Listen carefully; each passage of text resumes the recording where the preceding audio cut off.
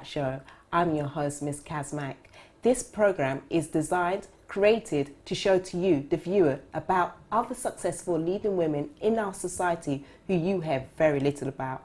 But on here, the No Ordinary Woman Chat Show, they are no ordinary woman. So go, call your mum, call your sister, go and call your best friend, get the kettle on and come and join me and find out about these no ordinary women. See you in a bit. Your body's changing. That is true. There's really nothing you can do. It's been decided that it's time to leave some parts of your childhood behind. Do not worry, do not fret. The journey that has been set is one that you will not forget. You're becoming a woman. You're just not there yet. The switch has been turned on. The organs have begun to send the hormones' chemical messengers along to the ovary so that you can become a mum. Okay, stop right there. You must not jump the gun. You've got lots to learn, and your life's only just begun. There are rules you need to adhere. Rule number 1 is please don't go there. Because although you may now have the ability, you lack the mental capability. To deal with nappies, ugh, so sad. You'll be wearing your own, and they are called pads. Are you happy with your transformation? Or are you finding it hard to cope with these adaptations? The cramps, the pain, why do we have to bear this? It's not as if we were asked. It's just not fair, miss. Your mum can help you. She's been there too. You won't be alone. She'll help see you through. Try not to have a sweet tooth. Leave the junk food and don't be a sleuth. Exercise. Eat fruits and vegetables each day. It will help keep the period blue moods at bay. I know this period business to you must seem strange. Help is at hand for you at this stage. In the form of a book called Girls, It's Time for a Change.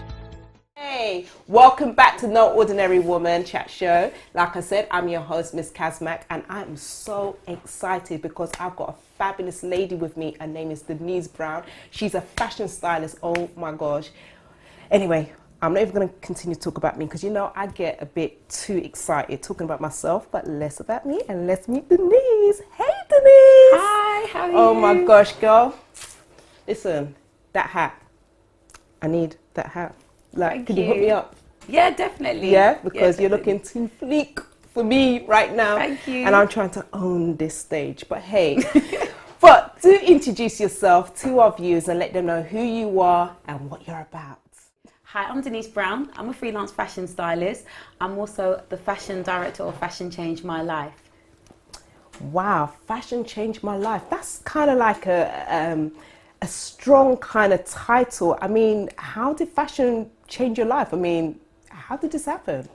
I mean, it's more to do with when I grew up, I was coming from like a bit of a troubled background, right. And without fashion, I don't know where I would have been. I always say that my quote is, if I didn't have fashion, I would have probably been dead or I would have been in jail. Wow. Yeah. Wow. So when you say troubled background, and you're talking like being disobedient and just run up and down and just a link man and just a run up and down with gal and all them kind of things, or what, you know? No, like... what I'm trying to say is, well, from the age of 11, that's when I found fashion. So I started to hand stitch.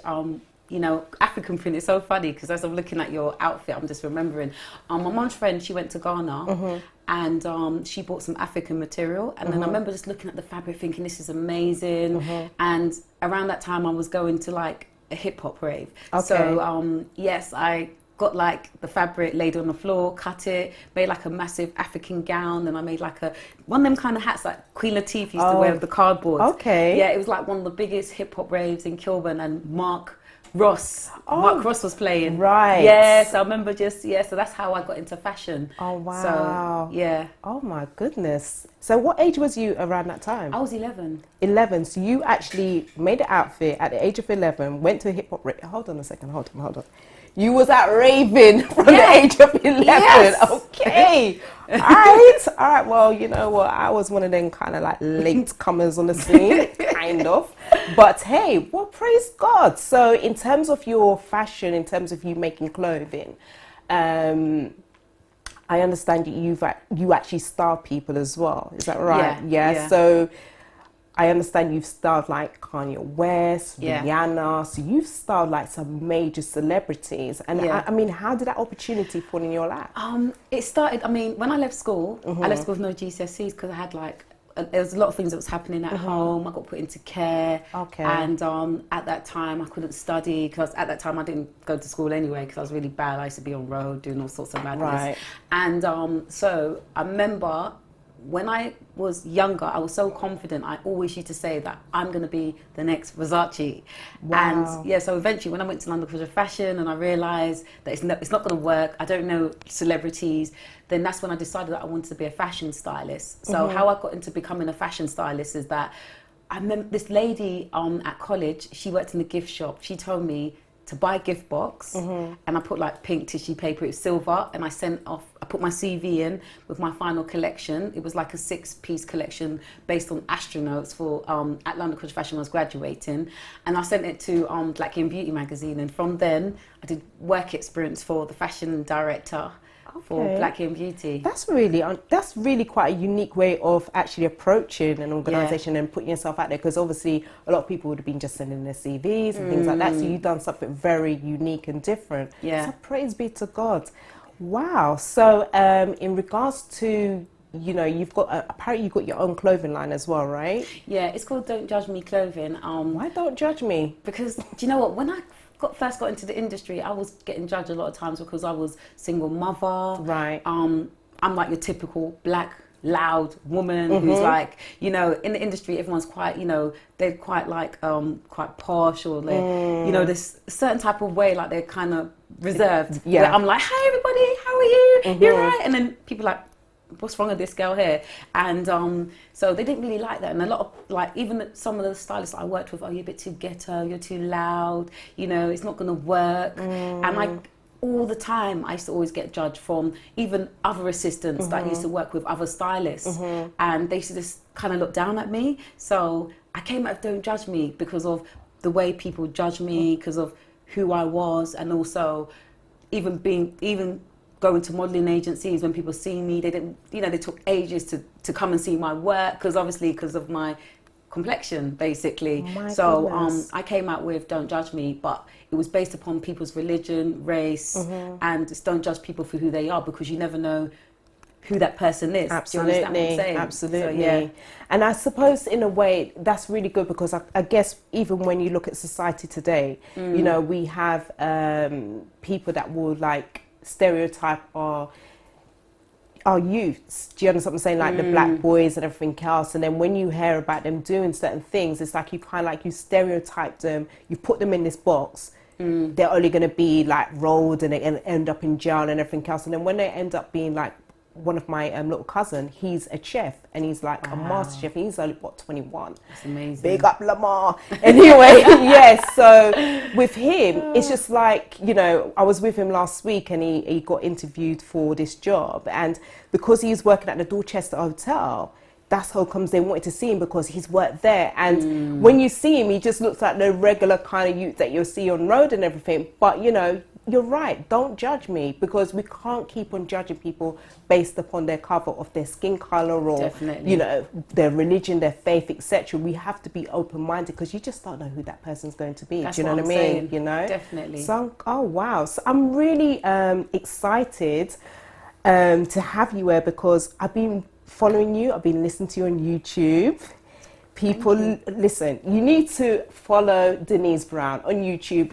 Tell them your feeder. Tell them what's the information for YouTube. My YouTube channel, I've got like a couple of motivational talks. So I'm speaking about like the art of giving back, you know, opening new doors, fear, just different topics, like different motivational topics.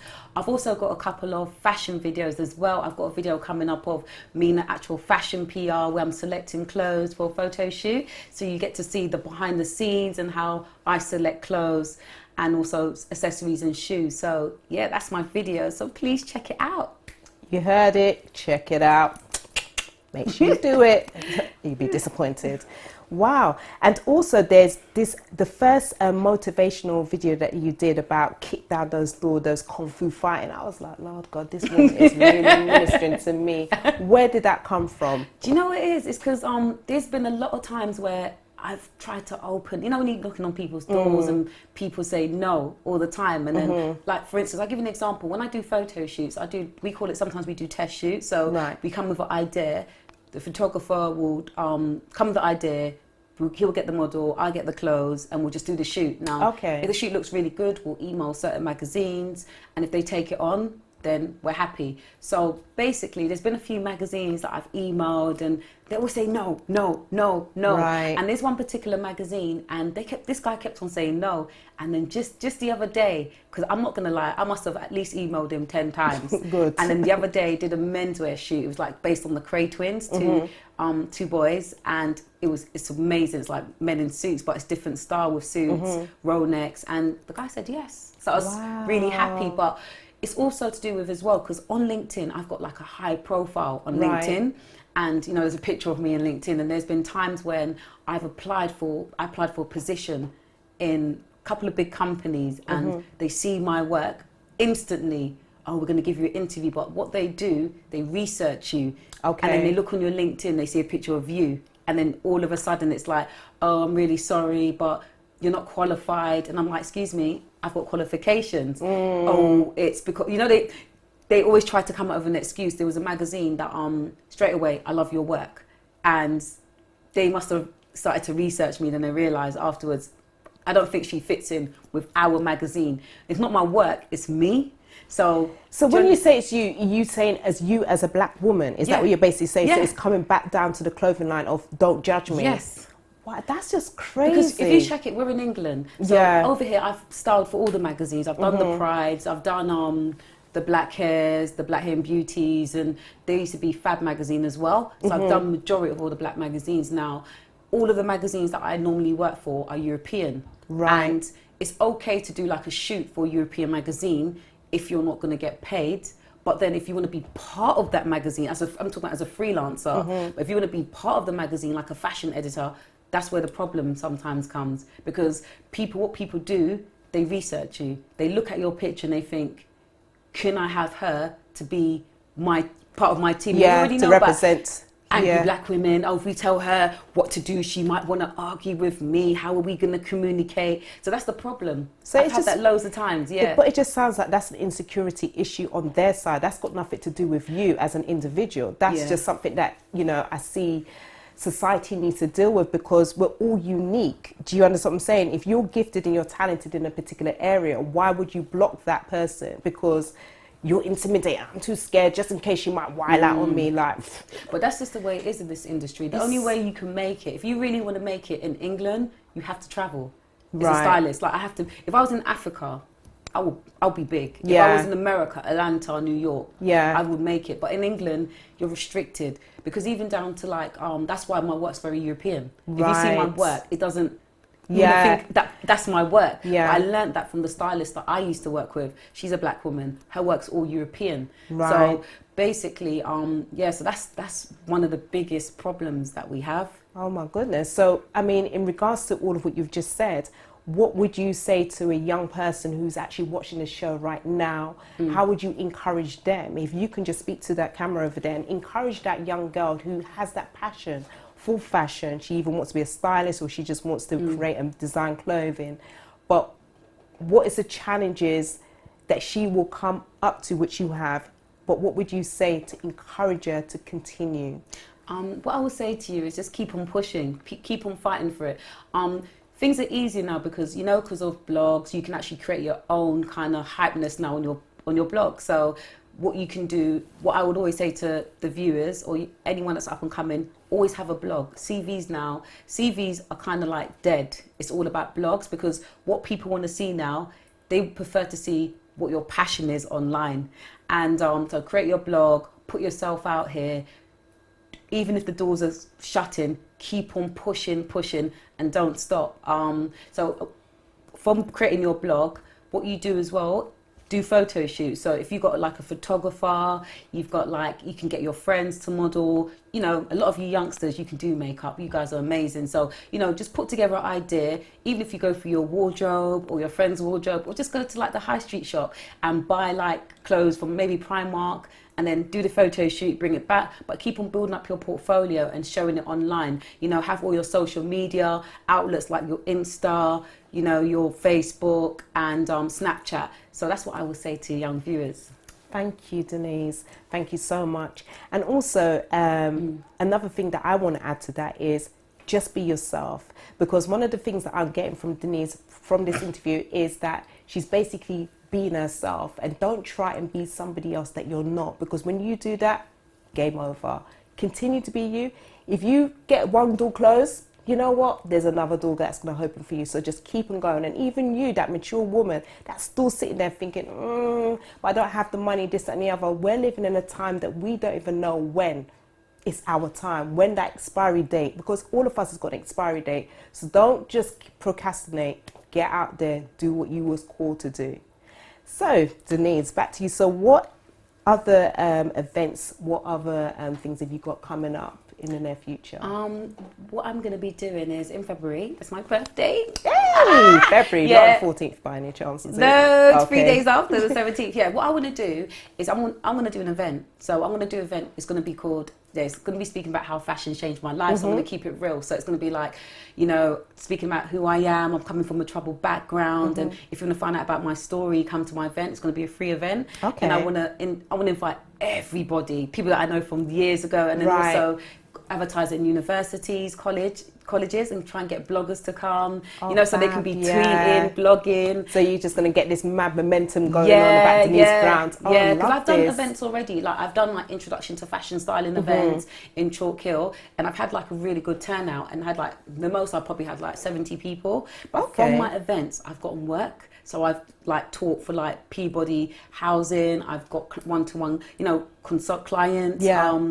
I even got on, I was on Sky like a few years ago through the event. Oh, On wow. What's Up TV. So what I've realised is that it's all about just putting yourself out Yeah. here. So I'm going to do my events, and then what I'm planning to do, I would like to do like a school kind of tour, like a music artist. So that sounds a bit crazy. No, it But sounds good. What I want to do is I want to contact schools and say, look, I'll come in, I'll speak to you young people about how fashion's changed my life. And so that's the plan. And then hopefully I become an author.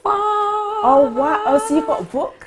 Yeah, coming up, I'm putting together some stuff that, So is this going to be about your life? Yeah, Oh, definitely. my goodness. It's been my dream. It's been my dream. Wow. Because you know, it's funny, because when I was younger, I remember when I was younger and I used to be so depressed. Right. And I was like 15, 16, and I remember going home, you know, like going home, because we used to go Hackney a lot, so going home, singing songs to myself like I'm Mary J. Blige. I'm so hurt. I don't know how I hope this. You know, them kind of things. Yeah, I hope this. yeah. And then I remember saying to myself, I promise that I'm going to make sure that I mentor and work with young people. And then also what I'm going to do, I want to become an author. But it's like over the past 10 years, I've been more interested because I've read other books like Alanda Van Zandt, Right. Yesterday I Cried, and I read Yeah. Cupcake Brown. Do you know what I mean? And Yeah. then all these books is like, oh my God, we have a story Yes, to tell. yes. And there's women out here like me. So that's what I want to do. Yeah. Now, I want to just come out on a different level where I can still give back, because I'm giving back from my story, and then Yes. do like some more motivational speaking as well. Wow, So, but that's yeah. amazing, because at the same time, as much as you're putting yourself out there, you're also helping somebody else. You're helping out that young girl, that mature woman that may have had maybe a similar kind of a story to yourself, but also because you've actually kept yourself motivated to push yourself to achieve a goal higher and higher, regardless of all the knockbacks you've had. You could have let that stop you from being where you are today. So it even goes back to, I was listening to this message, an inspirational message by Terry Savoy, and basically what she was saying is that there's somebody out there is waiting for you to do what you've been created to do. So, you know, like we're sitting on these chairs, God gave that person the vision to make the chair. Now, if they didn't do it, we'd be sitting on the floor. It's so true. You understand what I'm saying? Yeah. So what you've been created to do, somebody's waiting for you to do that. Somebody's waiting for you to write that book. Someone's waiting for you to go and style that person or teach that young person how to make clothing, etc. So if you don't do it, it's you're stopping that next person to getting where they're supposed to be. Do you know what I mean? So I really want to salute you for what you're doing. Really, I really want to salute you. But in regards to you said about the depression and everything else, I mean, how was that? Because that's something that people are talking about, depression, but I do think that we need to just keep it real with people for what we're going through. Do you understand what I'm saying? So, do you mind sharing a bit? No, I mean, we're having tea, and tea. Do you want some more tea? Because I can fill you up, top you up. Yes, please. Yeah. Okay. This is how we do it. When you come to an ordinary woman, you get a cup of tea. Yeah. Yeah. I love tea. Yeah, that's me my too. thing. Yeah. Basically, I mean, the depression started from when I was really young, but because I was young, I learned how to block things. So what I used to do, I used to write songs. Right. Secretly, I'll let you know, it's not a secret now, because I want to be a singer. Oh. Yeah. So you're gonna sing for me? I can't sing. I don't know to sing. Well, you can write music, right? You can write. It's funny because I used to write how I felt, and that's how I got into Anita Baker and then Mary J. Blige. I was obsessed with Anita. Do you know what I mean? I was obsessed from a young Singing age. from inside. Yeah, I was so obsessed, and like a lot of people are like, why you listen to her for? Like, but her music used to just touch me. And so basically what I used to do is go home, I used to write down and sing to myself, and so it started when I was young, but then when I would say it started from the age of, it really started really young because I used to get bullied from a really young age. So when I went to secondary school, I got bullied from 8, but when I went to secondary school at 11, I got terrorised. And I remember when I used to go home, I used to cry in the mirror. I used to hated I used to hate myself a lot. I used to want to be like that white woman on L'Oreal. The ones that say, L'Oreal shaking her hair. I wanted to be, and that's when I started to not like who I was. And then I had issues, even though what happened with my mother and me getting put into care. Right. So I even had issues with the men that I was going out with. Like, I want a guy, a light-skinned guy who's got nice hair, and do you know that kind of thing? But I'll go back to depression. So it started when I was young, but I learned how to block everything. But I got depressed. I remember when I was like 23 years old and I nearly got killed from this guy. I got beaten up really bad. And then at that time, I was so depressed. Yeah. I was like, oh my God, why is this happening to me? My life is crap. Like, it's been crap for me years, and it's still. Yeah. And that's when I started to, like, my college, because I was studying at London College of Fashion, and they sent me a counsellor, and that's when I picked up In the Meantime, the book. And then after like a year later, I started to go to church because I was really depressed. Yeah. So I started to go to church, and then I felt comfortable, like this is me. Yeah. And then while I was at church reading the Bible, and then also reading books, I was okay. But then depression would come in and out because my mother, she always had issues. Right. It's never ever stopped. It's even happening today. Right. It's always been an issue. Yeah. But the really deep depression was 4 years ago. Okay. And it was like, oh my gosh, who can I speak to? Yeah. Who can help me? Because I realised that I've been helping everyone all my life, but who can I speak to? So did my PGCE first year. I couldn't cope because I got this thing in my head. I don't want no one speaking about me. And this is a street thing because, I went to do my teacher's degree. I was like, yeah, I can do it. And then when I got home, I didn't know how to start the work. Right. So I would stay up in the night trying to start the work, and it just wouldn't do the work. I just couldn't do the work. Yeah. And I started to eat, and I got depressed. Right. I told my tutor, look, I think I could be dyslexic. And then she was like, oh no, she was quite reserved and a little bit racist, because at that time there was like 15 students and there was like 11 black. And it's like, she was saying, making comments like, oh, this is the first time ever that all the students have had grammatical problems, the coursework. She even put in, as soon as you finish the first year, you're meant to go automatically on the second year. She tried to put in an exam. So to block you? Yeah, to block everybody. And it was just so depressing, because at that time I was working for a company that I actually brought in the fashion in DV8. And it was many years ago. I brought the fashion workshops to them. And then they took my idea and they ran with it, and I became a support tutor because I wasn't a qualified tutor. That's why I did the teachers. And they wouldn't support me. And all the other tutors already had help from other tutors. So I was so depressed. I was like, oh my Yeah. God, I'm going to fail. But I don't do fail because of my upbringing. Yeah. I can't fail. So then I left the job eventually, and I just got depressed. And that was it.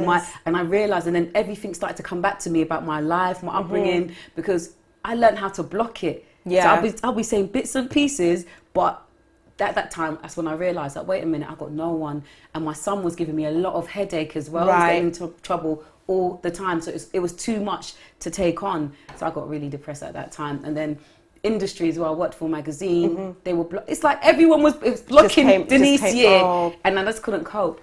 So how did you overcome that block in terms of the depression? Do you know what it is? I had to take some time off. I started to watch YouTube videos. Like I started to watch, so I've always been a big T.D. Jake fan anyway. So I've got loads of his books, and I started to watch like motivational speakers as well. Like Tony Robbins. Les Brown. And eventually Eric Thomas. Because then I realised, because I've been searching for something all my life, and then when I was watching some of these speakers as well, I was like, wait a minute. They're telling me what I need. Do you understand what I'm saying? And then eventually I had to, I started to watch speakers, and then eventually, bit by bit, I had to kind of pick myself up again and then just run with it. But it's only for the past year that I've been like doing things bit by bit. So yeah, that's what happened. Amen. But I forgot to tell you, and I saw a counsellor. Sorry. Oh, you saw a counsellor as well? I saw a counsellor. That's good. I started to see a counsellor because, and the councilwoman, she's amazing. And she was saying to me, like, look, if I met you from before, I would have told you focus on yourself. So it's really the counsellor as well. She's amazing. She helped me with like your timekeeping, because I'm a bit scatty. You know what I mean? I'm dyslexic. I'm all over the place. And then she's like helping my timekeeping. She was incredible. So yeah, praise the counsellor. God. You know what? I'm just so grateful that you've gone through your journey. As much as it sounds like, oh my gosh, you went through all of that, but that's made you who you are today. It's made you even stronger. And I'm so excited to get your book, because I'll be getting your book, I'll be reading it and everything else, and really just looking forward to hearing more about Denise Brown, you know, because I think you're an amazing woman. Thank you. And I just love the fact that you're making a difference. You know, you are a successful woman, and you know, there's going to be so many young girls that's going to be looking up to you as a role model because of that. So keep on striving, keep being you, and don't stop, and keep kicking down those doors, kung fu fighting. So thank you, girl. Thank you so much for coming on the show. And I'm just going to wrap it up. But before I do wrap it up, could you just tell the viewers how they could actually reach you, how they can connect with you, etc. So you just let them know. Hi. So if you want to reach, if you want to contact me, look, you can either check out my website. It's www.denisebrownstylist.com, or my fashion blog is fashionchangemylife.com. Okay, thank you. So there you go, viewers. I hope you was blessed by this amazing woman, because I was absolutely blessed, and she's inspired me. And because she's inspired me so much, that's why I had to bring out this little dress. But you know, hey how. But anyway, like I said, thank you for joining us today, and I will see you guys next time on No Ordinary Woman Chat Show. Peace out. See ya. Bye.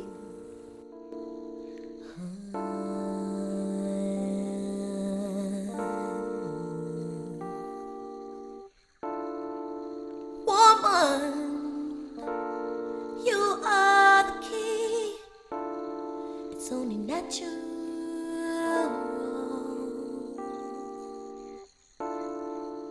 Woman. Feeling ill, tired and drained out? Need a natural approach to medicine at an amazing price? Bod's Natural Products are the answer. We have a range of products packed with an excellent source of vitamins and minerals that will improve your immune system and eliminate toxins. They can also help in the management of high blood pressure, diabetes and many other symptoms. So why not do your body a favour and try Bod's Natural Health Products today? Available at bodsnaturalproducts.com. That's www.bodsnaturalproducts.com, and get your body in check.